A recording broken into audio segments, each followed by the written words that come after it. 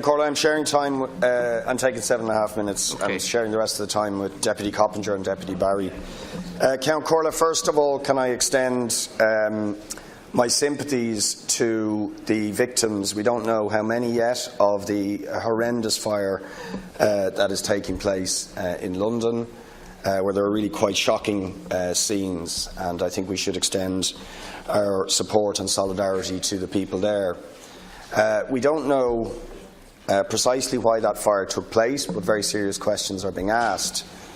And maybe coincidentally, I received a call this week from a fire consultant who told me, I'm no expert in this area, that many of the housing developments that we have in this country at the moment are very serious accidents waiting to happen because fire regulations are not fully being complied with, even in local authority housing stock. So I think the tragedy of London should prompt us to consider whether fire safety is properly being applied in the housing stock in this country. And that, in a way, brings me to my central point in my contribution, is that I certainly don't want to be mean-spirited about an important day for Taoiseach-elect Varadkar or his family.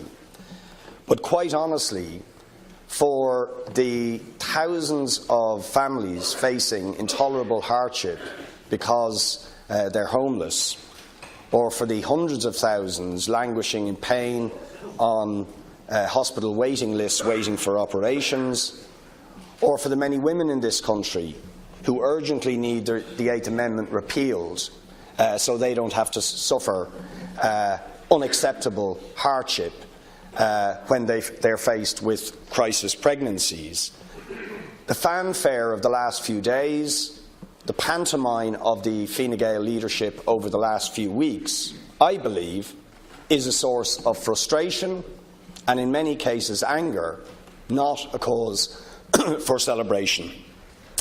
And I think that rightly, most right-thinking people lament the rise of the sort of politics represented by Donald Trump, the phenomena of fake news, and all that goes with it.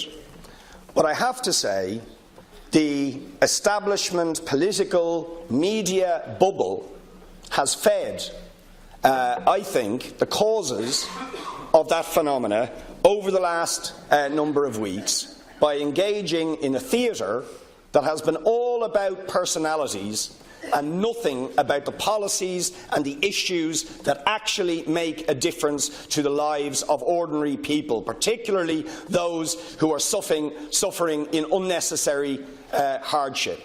To be quite honest, I don't believe it makes any difference whether Enda Kenny or Leo Varadkar or Simon Coveney is Taoiseach. What's important is it's Fine Gael, and we need to interrogate their policies and ask whether those policies are delivering for ordinary people. And we equally need to interrogate the policies of opposition parties and all around this House to debate how we answer and address the issues that face the citizens of this country. That's what they expect of us. That's what they expect us to be doing here.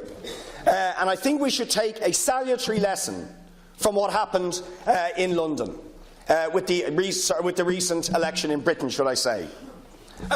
Prior to that election, and for the first few weeks, if you were to believe the political media bubble, it was all about the personality of Theresa May and Jeremy Corbyn.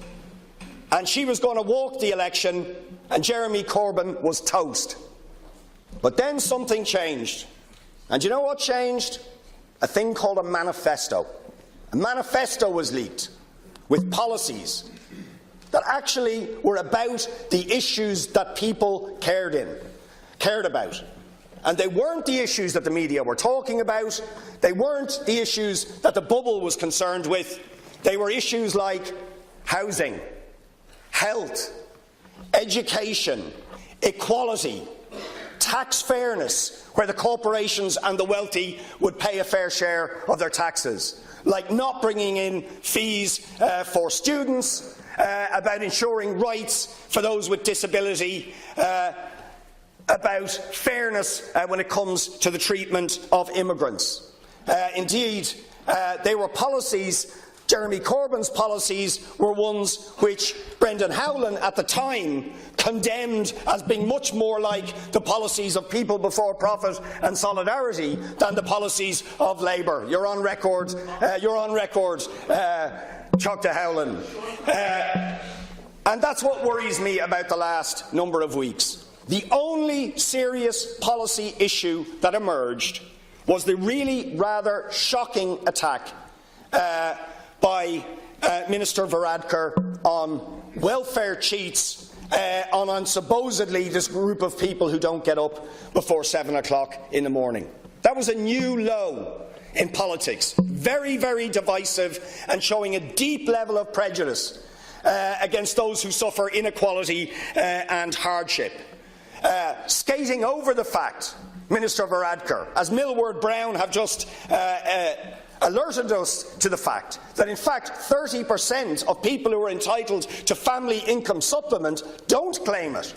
There's actually more money not being claimed by people who are suffering hardship and poverty than has been supposedly defrauded by the welfare cheats that you targeted unjustly during the campaign.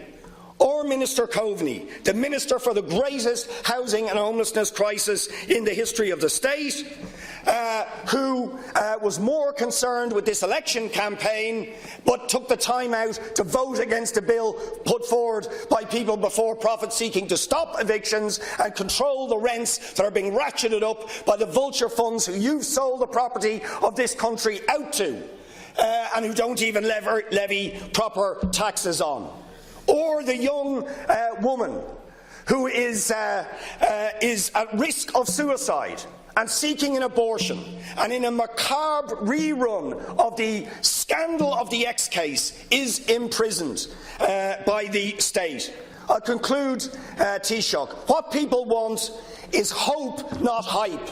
They want policies, not pantomime. And I have to say, judging on the last number of weeks, I don't think that we're going to get that from Fine Gael, but that's what People Before Profit and Solidarity will be trying to put forward in this House. Deputy Coventry. Ceann Comhairle. Sharon